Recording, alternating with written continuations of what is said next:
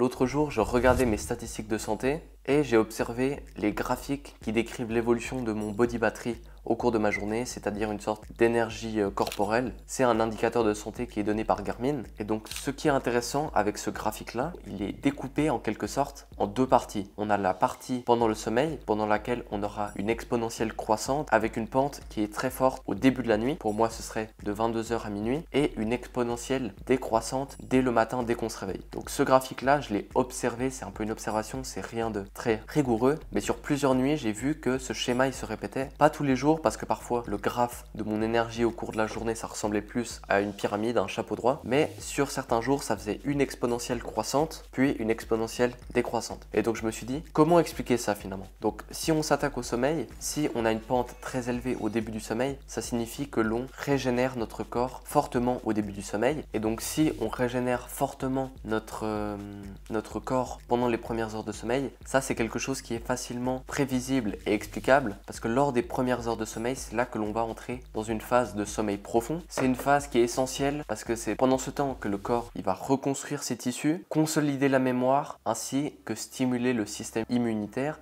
Et donc si on a une bonne phase de sommeil profond, c'est un bon prérequis pour se sentir énergique le matin. Ça c'était en ce qui concerne le sommeil. Comment est-ce qu'on peut expliquer que la courbe, la pente pour notre régénération corporelle, elle est plus importante pendant les premières phases de sommeil? Et maintenant on va appliquer le même principe pour la pente qui est très élevée dès le réveil, c'est-à-dire que l'on va perdre beaucoup d'énergie dès notre réveil. Et ça c'est aussi explicable, j'ai trouvé une théorie à ça, c'est que le matin on a un pic de cortisol. Donc le cortisol c'est l'hormone de stress et ce pic de cortisol là, il permet d'avoir une énergie à disposition qui est plus importante pour le corps. Donc on est dans le système nerveux sympathique et ce système nerveux sympathique ou système de fuite ou défense, flight or fight, ce système là, ce qu'il va faire c'est mettre à disposition pour le corps beaucoup d'énergie. Et donc concrètement le matin, si tu fais une tâche qui va être difficile, tu vas utiliser toute cette énergie que tu as restaurée dans la nuit. Cette énergie-là, elle va être dépensée rapidement les premières heures du matin quand le cortisol est au plus haut et que ton énergie est la plus haute. Le soir, le corps, il a envie de se mettre dans un système de repos et donc c'est pour ça que la pente lors